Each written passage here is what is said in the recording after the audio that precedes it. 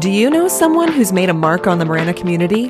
Nominate them for a Town of Marana Branding Iron Award or a Youth Legacy Award. Winners will get to attend the Marana State of the Town Luncheon on March 28th to accept their award from Mayor Ed Honey. Learn more by visiting maranaaz.gov/Marana Awards.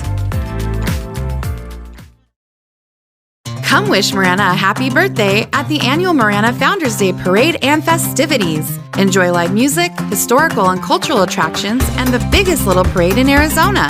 We'll see you on Saturday, March 16th from 10 a.m. to 3 p.m. at Marana Main Street, outside the Marana Municipal Complex. The parade starts at 10 a.m. Festivities follow it after. Visit maranaaz.gov/events for more information.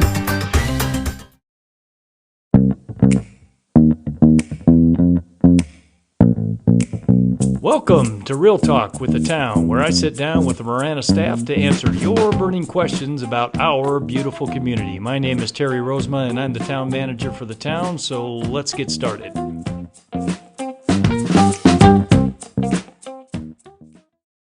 Welcome, everybody, to another episode of Real Talk with the Town. My name is Terry, and I am your host, and today we're going to be talking about the Marana Food Bank and Community Resource Center. And today I have two special guests with me. I have Carlos and I have Sofia. Carlos, why don't you introduce yourself and tell me what your position is with the Marana Food Bank and Community Resource Center. Yeah, thank you, Terry, for this opportunity. So my name is Carlos Valles. I'm the Executive Director of the Marana Food Bank and Community Resource Center, but I also happen to be the Executive Director of the Sahuarita Food Bank and Community Resource Center. I've been with the organization now for a little over 5 years. All right, but with the Marana Food Bank for how long? We opened the facility on 1 December of 2023, so few months now. All right. Yeah. And Sofia? Yes, I am the program manager for both Marana Food Bank and Sahuarita Food Bank Community Resource Center. I've been with the organization as a whole for about a little over 1 year now, but I was previously a volunteer for around 3 years. And with Marana as well, a couple of months now. Right on. Well, I always try to start off this show with a little icebreaker, and I won't have one for each of you, but I do have one for you, Carlos. So the other day, we had a ribbon cutting for the new Marana Food Bank and Community Resource Center, and I drove up in my car, and I came walking across the street and asked somebody, I said, hey, anybody seen Carlos? I got to talk to Carlos before we get started here. And they said, oh, yeah, he's right over there. And I look, and I'm not seeing Carlos. I know what you're getting at. You know what I'm getting at? Yeah, I know exactly what you're getting at. Yeah, so I get over there, and then I realize where Carlos was. I see Carlos. But I think that I must be on a movie set. I must be at a fashion show or something. And I try to dress up, and I'm there in a pair of dress pants and a dress shirt and a jacket. But I look at Carlos, man, and I'm like, holy cow, man. This dude's got a cowboy hat. He looks like Rhinestone Cowboy. Yeah, Terry, you, the first thing, you put your arm around me and you said, hey, Rhinestone Cowboy. And well, fast forward to a week and a half later, there's memes of me and the Rhinestone Cowboy song. So it's caught on then. Yeah, it's so there was that was kind of by design. I said, Terry's always dressed to the nines, and I said, how can I outdo Terry this time? And you definitely, yeah. I was going to say one up me, but you like 10 up to me. No, you got me right back. You got me right back. Well, you pulled off the cowboy hat and the boots and the whole outfit really well, man. I appreciate that. I'm going to have to try that out myself. I'll give you some pointers. All right. Well, we're not here to talk about fashion. We're here to talk about the Marana Community Food Bank and Resource Center. And I'd like to talk a little bit kind of, the history of it and kind of how this came about, that the whole group that's running Sahuarita Food Bank is now up here in Marana running our food bank and Community Resource Center. Yeah, so we got involved because our Mayor Honey reached out to Mayor Murphy from the town of Sahuarita and had mentioned, hey, you know what? The food bank is closing down. The community food bank at that point was transitioning towards a mobile distribution to try to get food out to people that are surrounding the community.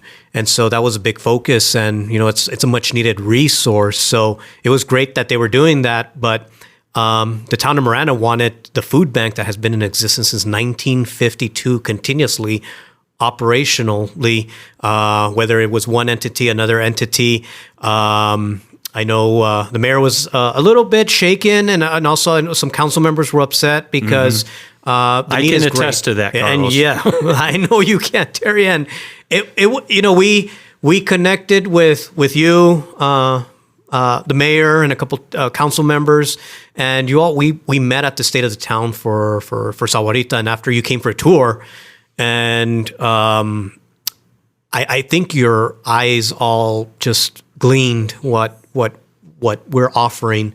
And, my eyes still gleam every day, every time I walk through those doors, because I can't believe that we have this facility where we're not just a food bank, we're also offering workforce programs, health and nutrition, and family support.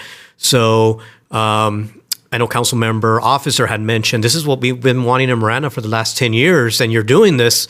So, it's taken a collective effort. And when we sat down, we were under the impression that you all were just there for a learning experience. But then you said, hey, could you do this in Marana? And we said, well, yes and no. But, the big thing is the financial piece. We have the experts in place. So it was great to see the town of Marana support for the first year, and hopefully continue support every year after, and then also Pima County to come in and contribute a significant portion. So let's back up just a little bit, Carlos, and let's break some of this down. All right, because you talked about a lot of things right there, and I think some of it bears a little bit deeper dive so that people understand the significance of this, the importance of it, and really kind of where we're at and where we're hoping to get to.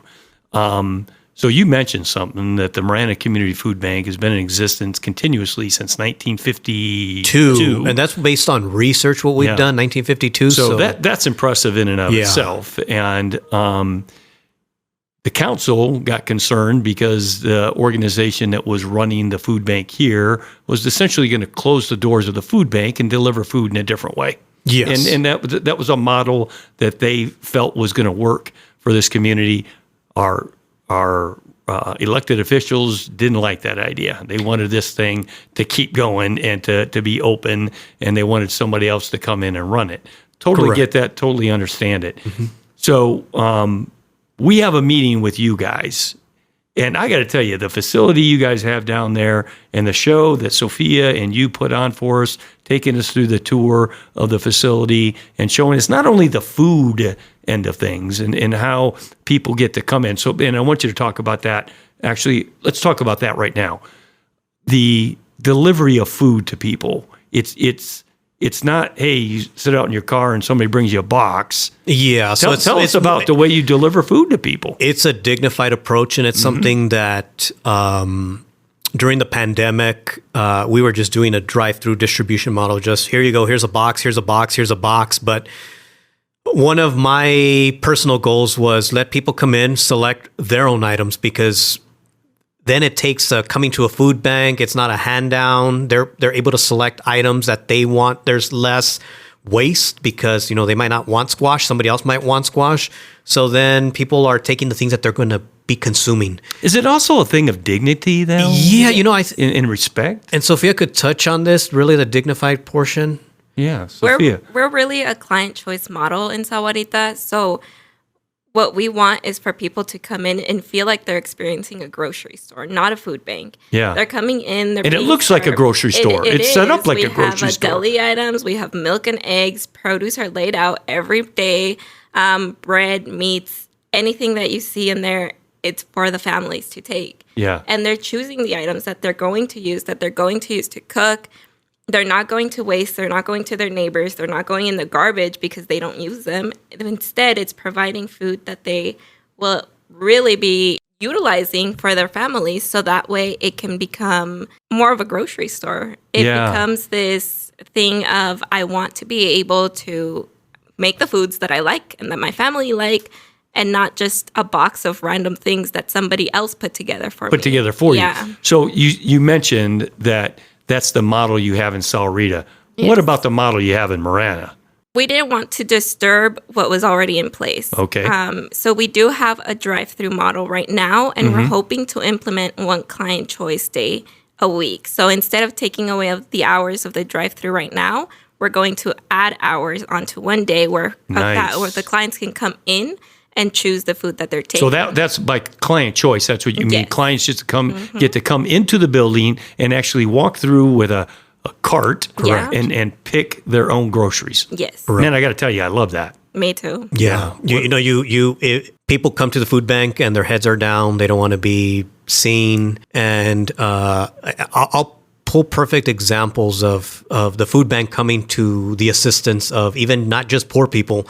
During 2019, early 2019, when the federal government had the furlough, we saw Border Patrol agents coming in. Oh, wow. And the only reason we knew was because the spouses were saying, yeah, my husband's in the Border Patrol and now we have a family of 6 and we already live a little bit tight. They might be a junior agent. And so we get it. Like, that's the breadwinner of the family. And so we said, we're not here to judge. Yeah. You come in, you select your own items. And, most people that I've met have had some issue in their life where they've needed support. And even the strike for ASARCO, we had 140 striking miners that came. And these are people that had traditionally good jobs. Something happened in their employment. We're not there again to judge.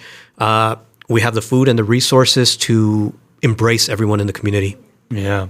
Now, you hit on another thing, and I think it's really important that we dive a little bit deeper into this too. And that is the fact that you provide not just food in Sahuarita, and it's a model that, as we looked at it, the council's eyes just lit up. The members that were there and then heard about it, saw it for themselves, just lit up, because it's something that Orame Harn, who was one of the mayors here and a very prominent figure in Marana history, had been trying to do here for a very long time. So talk a little bit about what you guys do in terms of additional resources and services for folks, and what that might look like here in Marana at some point in the future. Yeah. So in Sahuarita, we have 17 programs total that we rotate during the year. And all of those programs fall under our 3 pillars: family support, health and nutrition, and workforce development. Workforce development is my favorite pillar of all 3 because it gets people into the community working, having livable wages that they otherwise probably didn't think they could achieve. Some of our programs... Very gratifying and satisfying when you get to see that, right? It is. Big time. We have people come in, for example, to our computer basics class where they essentially learn what a computer is. Very, very basic. And then they move into our financial wellness program where they learn how to manage their budget, how to have a budget. If they've had bankruptcy, how do I live with that? Could I get some of my kids to attend that finance and budget? Yes. I think we all need to at one point in our life. It is so important to have that knowledge to be able to continue and have some savings, because savings are so important. But let's say they took our financial wellness and then they took our women's entrepreneurship class, and now somebody has a business plan. Wow. And then they take our line and prep class, they get ServSafe certified, they get food handlers, and they learn how to cook food in bulk.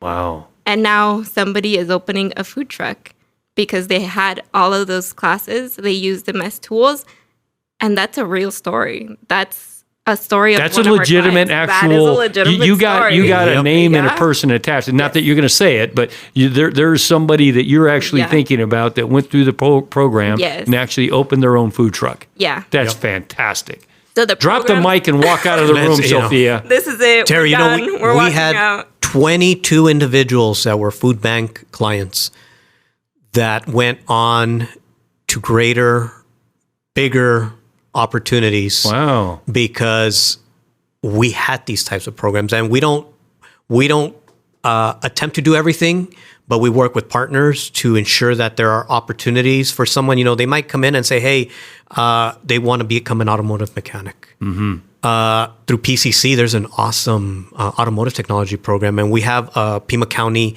one-stop navigator 4 days a week. And so we connect our client with our Pima County one-stop navigator, and they make that connection, get them enrolled, get them a case manager. And we have a perfect example. Peter, one of our local residents, is I don't want to say he's the poster child of that program, but he's been publicized through the automotive technology program, and it's great. Sofia and I, we visited last year. We ran into Peter, and his eyes were lit up because he's like, you know what? I have bigger, greater opportunities now in life. And he has he's a single father, and he's excited because now it's not about him. It's about his family. Neat story. Very cool stuff.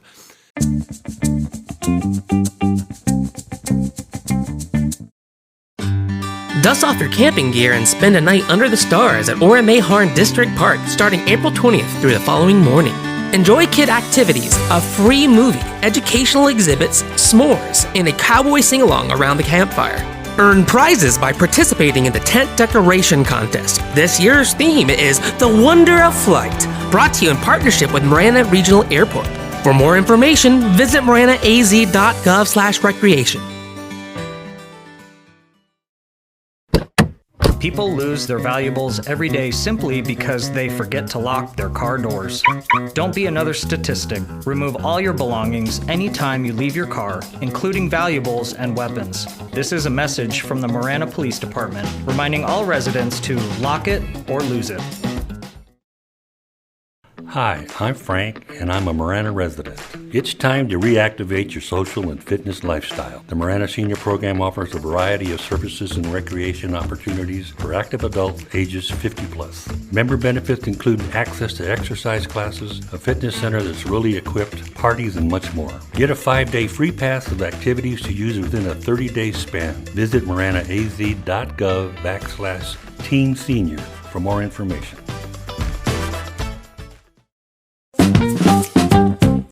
So we've talked a little bit about the food end of things. We talked a little bit about the resource side of things. Let's talk for a minute about the funding side of things, because food banks don't just happen, right? I mean, there's got to be something behind that, because it takes a lot to run a food bank. So let's talk a little bit about, now certainly you hit on contributions from the city and contributions from the county, and I think that's great. But what do food banks thrive on in terms of their ability to be successful? What's a very successful model for, from your perspective? Well, when you talk about success equates sustainment. There's going to be brief periods in our economic landscape, without sounding like an economist. We have periods where things go up, things come down. There's going to be more need for food banks. What we try to do is have some sort of sustainment model, and we do that by actively growing our volunteer and our donor base. We know that there are some donors that contribute $10 a month, and they can do that lifelong. And there's some donors that can contribute $5,000 a year. And so it's dependent on what someone can do. But you know what? Really, it's those small donations in large numbers that make a big impact. Because if we're just chasing such a donation that's $5,000 or $10,000, we're losing out on a greater opportunity. Those are making those smaller contributions are making a big impact. Don't get me wrong; they're all important, but it's much more difficult for us to try to see like this end goal, which is not realistic, versus trying to engage the community. Let's get 1,000 people to contribute $10 a month, $10 a quarter. There you go. You add the numbers, and that's a big impact. And so what we look at is food donations for consistency. So when you go to the grocery store, get a couple cans, get a box of cereal, oatmeal, and you know what? Just drop it off on your way home from the food bank, or just drop it off at the food bank on your way home. Donations. If you want to set up a monthly recurring donation, please do so. Every little bit counts. And that's what helps us continue operations, the electricity for the facility, our salaries for the people that are there. We're also primarily volunteer driven. So I do want to stress, if you can't make a financial contribution or you can't donate food items, come in and donate some time. Your time is just as important as money, as the funding. Without volunteers, a lot of the operations don't happen. If you go to the food bank right now, There's volunteers that are putting the food into the cars. There's volunteers that are managing the traffic flow. There's volunteers doing all of the data entry. And without them, it wouldn't go as fast and it wouldn't be smooth at all because we have 2 staff in Marana. I was just going to ask you that very question, so I'm glad you hit on it, Sophia. 2 full-time employees at the Marana location, right? So volunteers are integral. Donations, regardless of the size of the donation, important, whether it's on the food side of things, whether it's in cash, check, take credit cards. Credit cards through our website. American Express, take American Express. All 4. Listen, man, every single way that you can Zelle. Can they Zelle to you guys? Yep. Man, you guys got it all, right?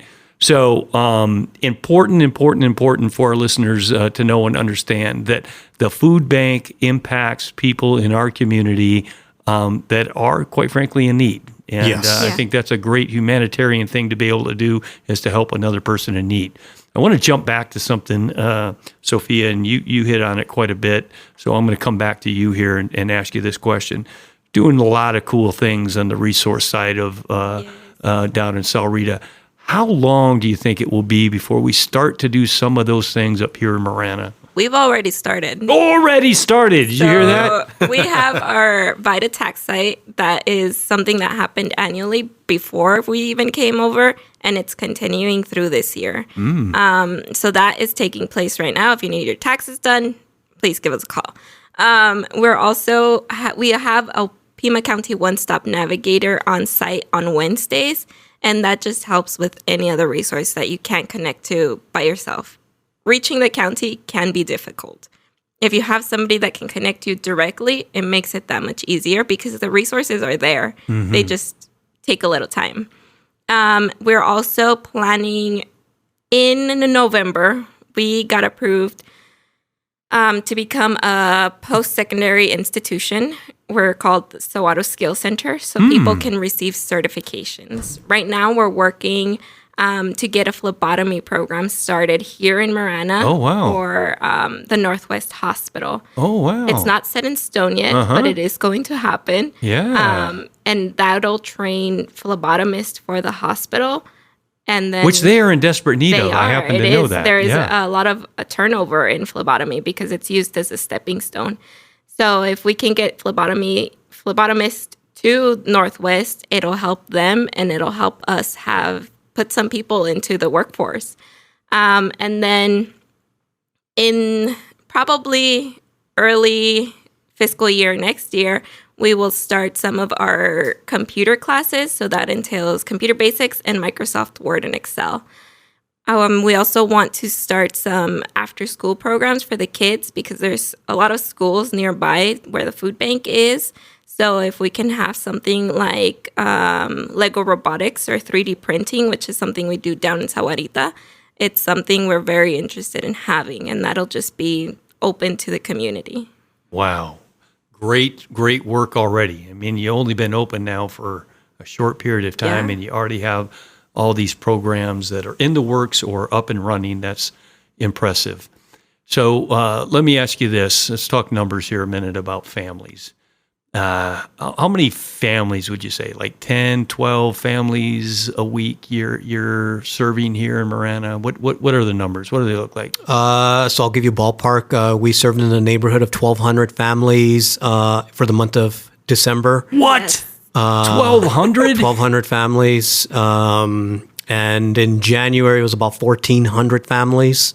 Whoa! So and not all of these are in Marana proper. You know, they might just reside just out in the outskirts, but a lot of them, Avra Valley. So they work. The kids might go to school in Marana. Sure. And so they're coming to this location. So it's very strange to see a higher number in December than a higher number in January than December, because traditionally what we've seen is there's a buildup, and then January comes, and then there's like a gradual. It slows down. Okay. And so that that percentage increase and that hard number increase, that's telling us that there is still a great need out in the community. Yeah.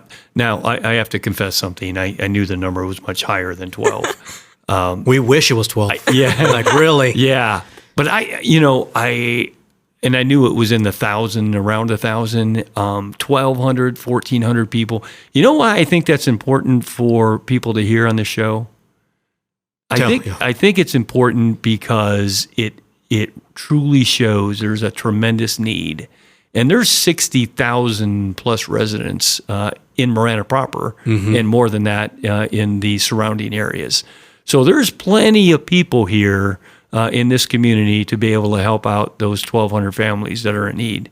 And so I'm hoping, all of these folks that are listening, you open up your hearts, you open up your wallets, you open up your grocery bags, and help out the Marana Food Bank and Community Resource Center.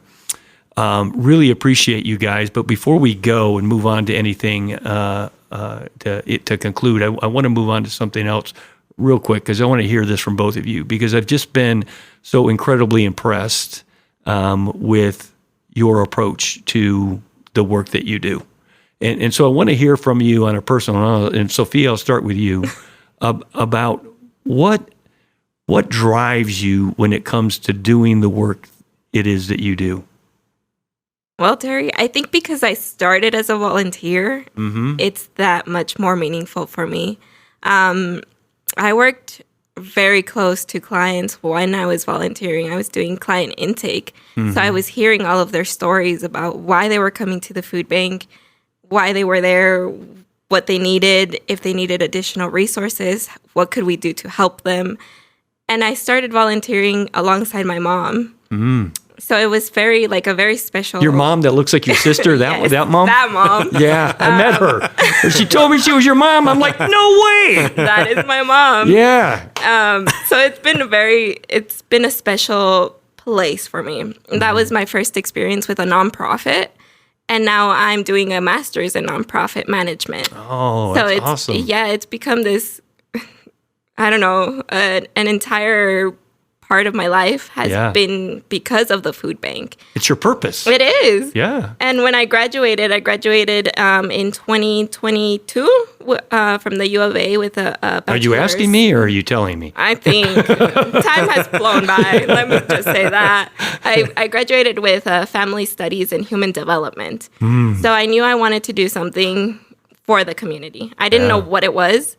And then this opportunity just came about. I didn't want to take it. Carlos will tell you that. He's still mad about it. Yeah, well, that's a podcast for another day of how not to recruit and how to recruit. You know, it's like Sofia saw what we're doing, and I know she loved what we're doing. Yeah. But she was like, "What am I going to do?" I said, "Well, you're going to do what you've been doing." Yeah. Yeah. So the opportunity came. I took it eventually, and Carlos has really just let me grow with it and do what I think is best and what works for the community and what is really needed in the community. It's not like a plan that was given to me and said, here's all the programs, do them. The programs grew out of the need of the community and what we were getting asked to do. We have the language classes because people were asking, hey, you should teach language classes. So it's become part of who I am. It shaped my future into what I'm doing right now. Yeah. And I just wanted to keep going. And I hope that with Marana, it becomes the same thing. Yeah.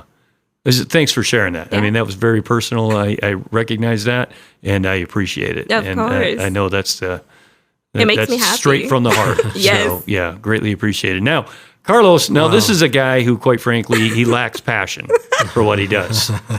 Yeah, I don't sleep. I'm saying that highly sarcastically because I meet a lot of people, and I haven't met too many people that have more passion for what they do and are busier than Carlos. So, Carlos, tell me a little bit. Where's this passion for what it is you do? Where's it coming from, man?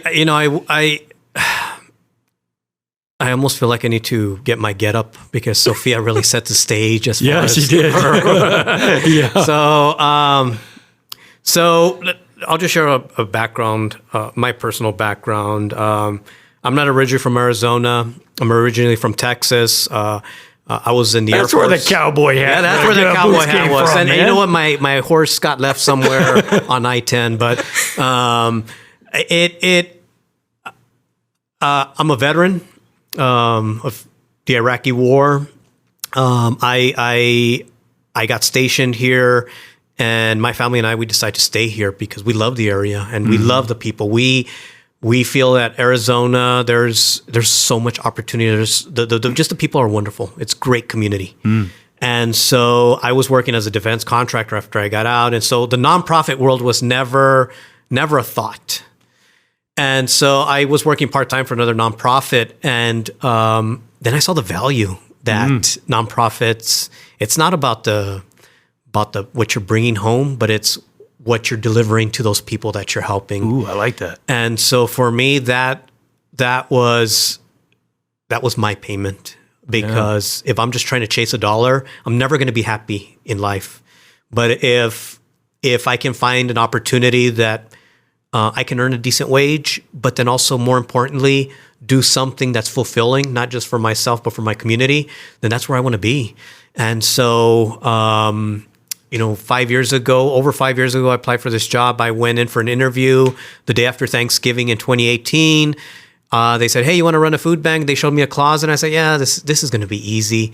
And fast forward 5 plus years later, I'm like, whoa, look at all the things that we have done. Yeah, that building you guys built down there, incredible. Yeah, and that was a big team effort, and it's just been wonderful. And then I'm hoping that we can replicate a lot of that here in Marana, because we do serve a lot of people from Marana down in Sahuarita because they see the different programs. It's not just food. They're coming for food because they're hungry, but they want to participate in other things. Yeah. Well, you guys have done such a bang-up job, not only in Sahuarita, but already here in Marana in just a very short time. Even the look of the building is phenomenal. You guys put a lot of elbow grease paint. And that was 70 hours last 2 weeks ago. I couldn't get out of bed. You were that sore? Yes. Terry, there was one day there was fog here, and I tried painting in fog, and I could actually see the paint like hitting the ice, or not the ice, but like the fog. Yeah, and it was so strange because I'm here painting the building, but I'm also painting the fog. And so one of our volunteers. Sure, it wasn't because you hadn't slept in 3 days. Well, that could have been it too, but it was just a weird. It was just a weird Well, eerie. It looks fantastic. Thank you. You guys did a great job. So, if I can just share something. Oh, yeah. So our phone number is 520-697-0022. If you have questions, please call that number. You could also visit our website, www.mfb for Marana Food Bank -CRC for Community Resource Center.org. And any suggestions, comments, please feel free to reach out to us. And then also want to ensure that every single cent of your donation that is earmarked for Marana stays here in Marana. And I want to be transparent that 100% of your donation stays here in your community. That's awesome. That's good, because that's exactly what I was going to do to end the show, was ask if there was any additional things you wanted to say or talk about. So is there anything in addition to that you want to talk about other than what you just said? No, I just want to thank the community. Yeah. Thank the town of Marana for the wonderful support, because without each and every one of you, this would not be possible. Thank Sofia, you. Anything you wanted to close out with? No, thank you to the community for being so welcoming. It's truly an incredible community that you guys have up here, and it's great to be a part of it now.